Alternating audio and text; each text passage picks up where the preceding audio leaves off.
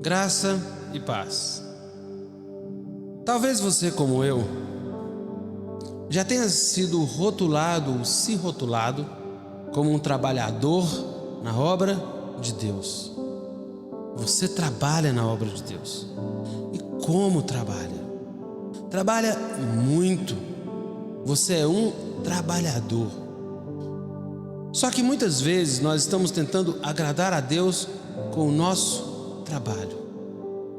Mas o mais importante para Deus é quando nós nos assentamos aos seus pés. Nosso serviço é sim importante, mas estar com o Senhor, gastar tempo em sua presença é muito mais. Além de que, depois de um tempo, de uma comunhão, depois de estar com Ele, o nosso serviço se torna muito mais eficaz. Deus, Ele fez questão de um episódio que fosse registrado para o nosso ensino. A Escritura diz que quando iam de caminho, entrou Jesus numa aldeia e certa mulher por nome Marta o recebeu em sua casa. Tinha esta uma irmã chamada Maria, a qual, sentando-se aos pés do Senhor, ouvia sua palavra. Marta, porém, andava preocupada com muito serviço, agitada de um lado para o outro, e aproximando-se disse: Senhor, o Senhor não percebe que minha irmã me deixou trabalhar e servir sozinha? Dize, pois, a ela que me ajude. E Jesus lhe respondeu: Marta, Marta, estás ansiosa, perturbada e com muitas coisas. Entretanto, poucas coisas são necessárias, ou mesmo uma só. E Maria escolheu a boa parte, a qual não lhe será tirada. Enquanto Marta corria, Maria estava aos pés do Senhor. Todos conhecemos essa história, mas fazemos questão de permitir que ela continue se repetindo. Muitos de nós só conseguimos pensar nos compromissos diários, na agenda cheia, em como fazer tudo, como fazer de tudo e o que fazer com tudo. Nos preocupamos com coisas que talvez não tivessem tanto merecimento da nossa atenção. Deixamos que o urgente tome o lugar do que é importante. Sabe, eu falo por consciência e por entendimento e experiência própria. Não apenas por conhecer outras pessoas, mas, sabe, pessoas que são, por natureza, agitadas, que não gostam de ficar paradas, sabe, que ficam correndo para lá e para cá e fazem coisas. Quantas vezes eu sou como Marta?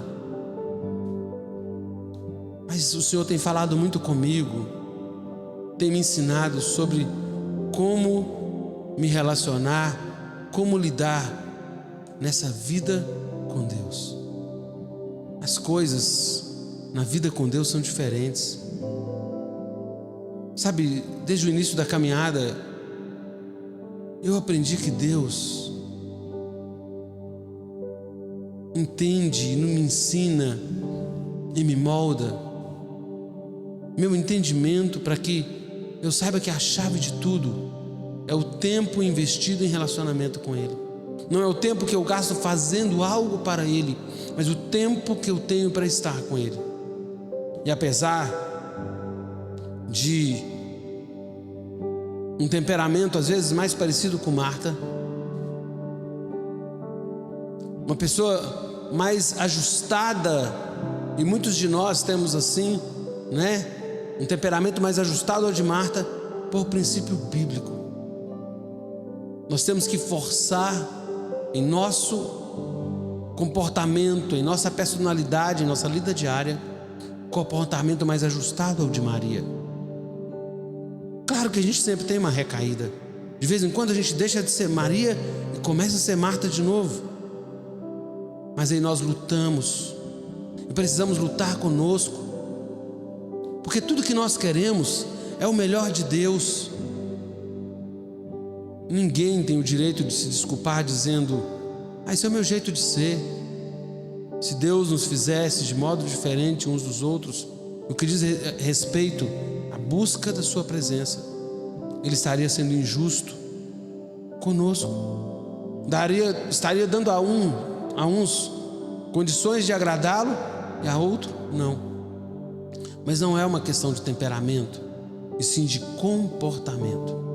Precisamos aprender as prioridades corretas para o nosso crescimento espiritual. Falta de tempo com Deus é o maior obstáculo ao crescimento espiritual de qualquer pessoa. Costumamos permanecer cegos, tão cegos, em relação a esses comportamentos errados, que às vezes tentamos até convencer Deus de que estamos certos. Marta foi pedir a Jesus que fizesse com que Maria se ajustasse a ela, levantasse, a ajudasse. E estava certa de que Jesus agiria de forma justa, mas não esperava que naquela situação ela estivesse errada. Ela estava trabalhando, ela estava servindo a Jesus.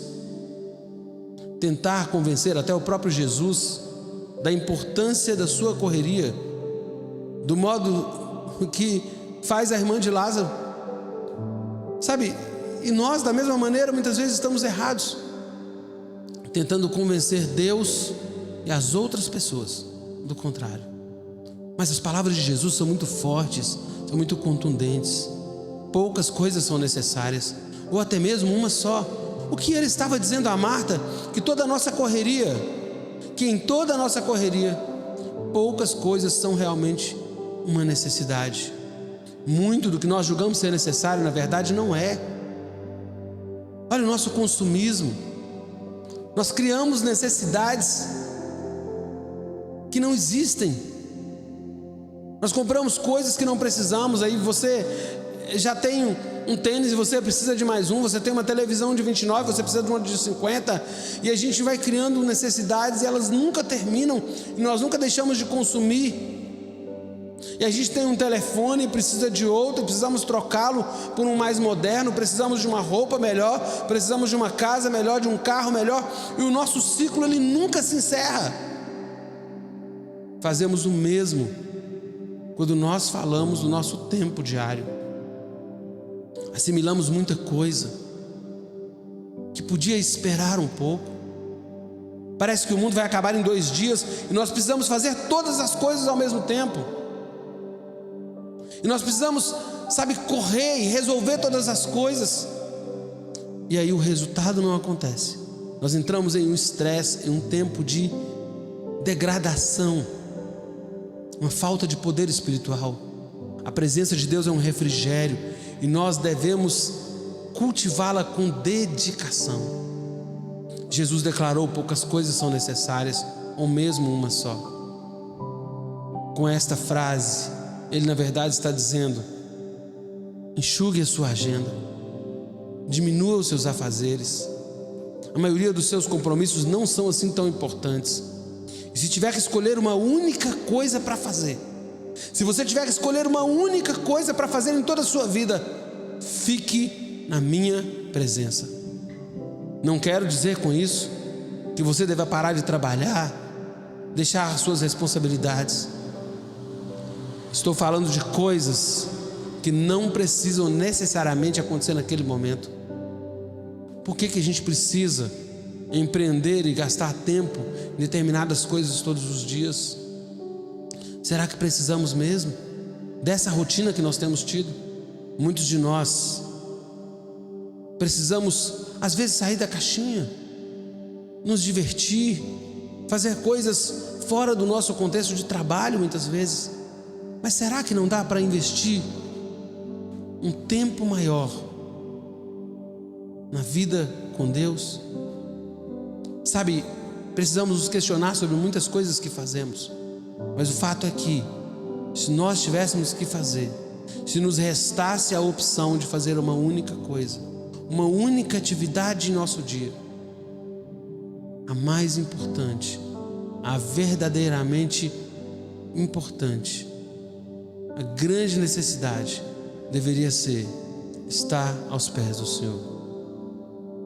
Moody, um grande evangelista, defensor desse tipo de pensamento, como todo homem que Deus já pôde usar de modo especial, declarou o seguinte: um dos mais claros sinais dos tempos é que muitos cristãos, em nossas associações, em nossas igrejas, estão guardando diariamente a hora tranquila, estão guardando diariamente a hora tranquila.